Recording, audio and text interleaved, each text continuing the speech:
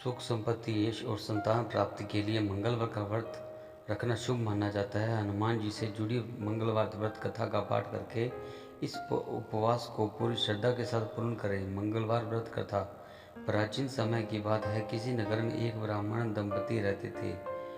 उनके कोई संतान न होने के कारण वह बेहद दुखी थे। हर मंगलवार ब्राह्मण वन में हनुमान जी की पूजा करने के लिए जाता था। वह पूजा करके बजरंगबली से एक पुत्र की कामना करता था। उसकी पत्नी भी पुत्र की प्राप्ति के लिए मंगलवार का व्रत करती थी। वह मंगलवार के दिन व्रत के अंत में हनुमान जी को भोग लगाकर ही भोजन करती थी।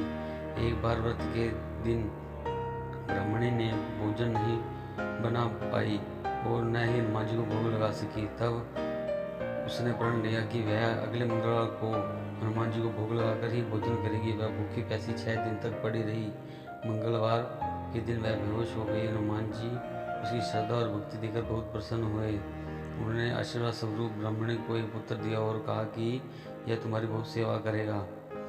बालक को पाकर ब्राह्मणी बहुत खुश हुई। उसके बालक का नाम मंगल रखा। कुछ समय में उपरांत जब ब्राह्मण घर आया तो बालक को देख पूछा कि यह कौन है। पत्नी बोली कि मंगलवार व्रत से प्रसन्न होकर हनुमान जी ने उसे यह बालक दिया है। यह सुनकर ब्राह्मण को अपनी पत्नी की बात पर विश्वास नहीं हुआ। एक दिन मौका पाकर ब्राह्मण ने बालक को कुएं में गिरा दिया। घर पर लौटने पर ब्राह्मण ने पूछा कि मंगल कहाँ है। तब पीछे से मंगल मुस्कुरा कर आ गया। उसे वापस देकर ब्राह्मण चौंक गया। उसी रात को बजरंगबली ने ब्राह्मण को सपने में दर्शन दिए और बताया कि यह पुत्र उन्होंने दिया है। सच जानकर ब्राह्मण बहुत खुश हुआ, जिसके बाद से ब्राह्मण दंपति नियमित रूप से मंगलवार व्रत रखने लगे।